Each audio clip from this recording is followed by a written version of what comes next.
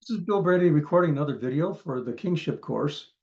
This particular video is about the Ecclesia. So it's in the section about the Ecclesia. And then the actual topic of this video is the structure of a large Ecclesia. In the previous video, I revealed the leadership of an Ecclesia, of a citywide Ecclesia. And in this video, I'm going to talk about the structure of a larger citywide ecclesia. And this will also include leadership. So it's leadership as well as structure.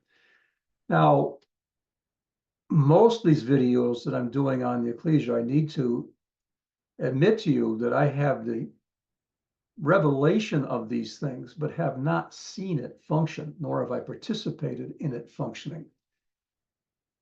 And normally you would wait until you've functioned in it before you proclaim revelation, but in this particular case, and when you have done discovery, you need to proclaim what you've discovered so the first people can function in it.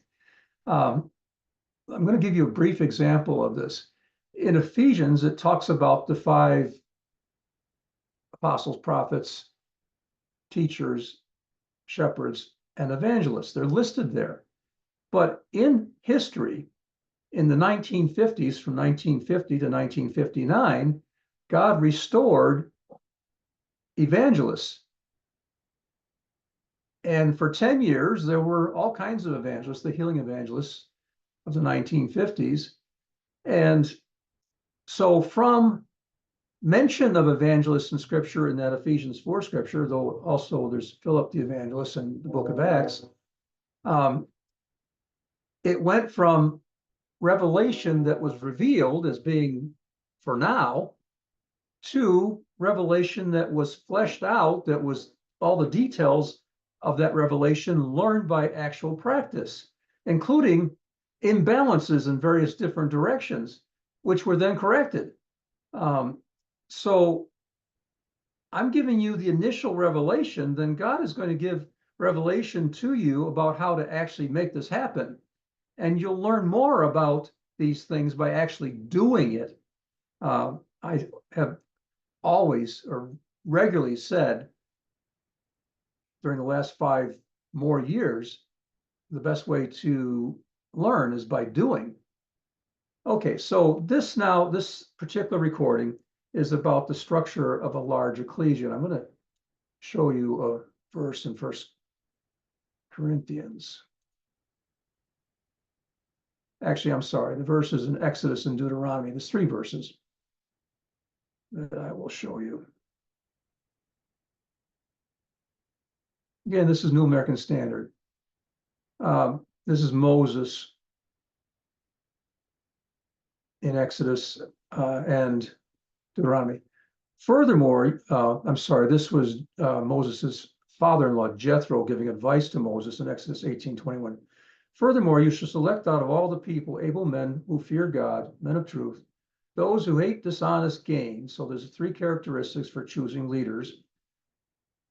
Fear God, men of truth, those who hate dishonest gain. Today, we wouldn't limit just to men. And you shall place these over them as leaders of thousands, of hundreds, of fifties, and of tens. Thousands, hundreds, fifties, tens.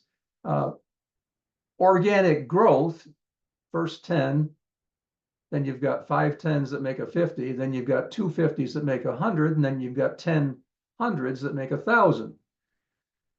So you place these leaders over tens, 50s, hundreds, and thousands. This is now speaking about the ecclesia in the desert, which is Israel who came out of Egypt. Okay, Exodus 18:25. Moses chose able men out of all Israel.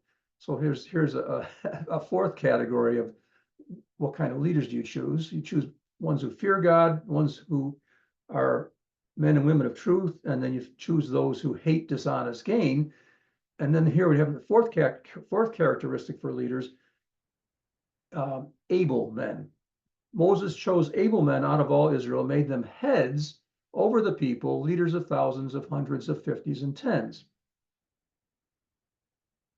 what's a head? Well, head, body, right? We're going to talk more about heads, but it's interesting that the word head is here with respect to the first ecclesia, which was Israel.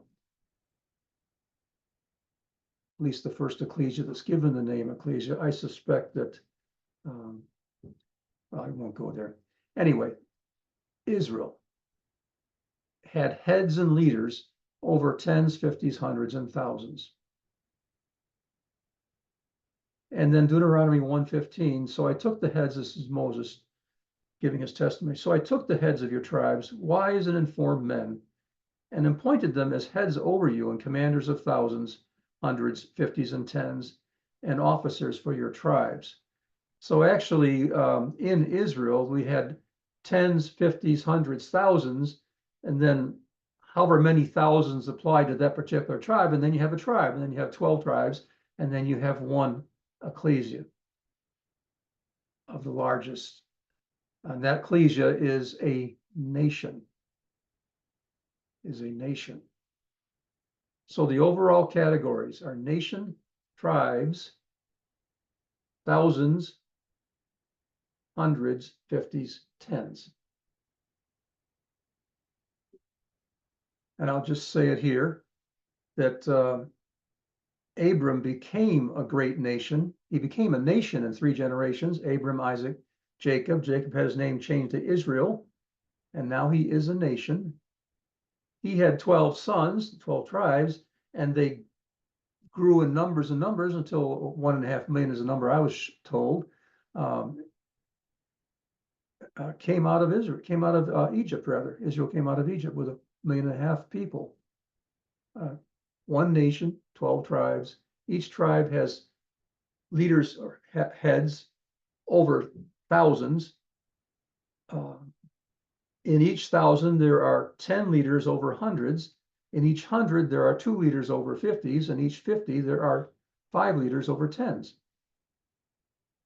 You can see how this applied to Israel when she came out of Egypt, but you can also see how this could apply to a modern ecclesia in a city that ends up with thousands of people in that ecclesia. How do you organize this group? Well, by thousands with somebody over each thousand, by 10 hundreds in each thousand with some 10 over each of those hundreds, by 2 50s in each hundred with 2 over each of those 50s, and by 5 10s in each 50 with 5 people over each of those 10s.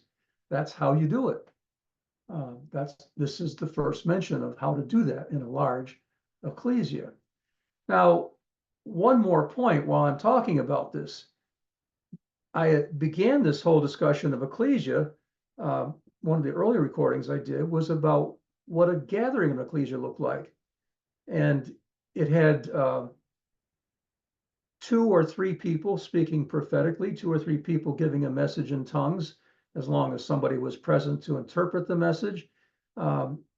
Each person in that gathering came with or was given a hymn, a revelation, a teaching, and there were other things if I don't remember the whole list. Here's my question. How big is that group?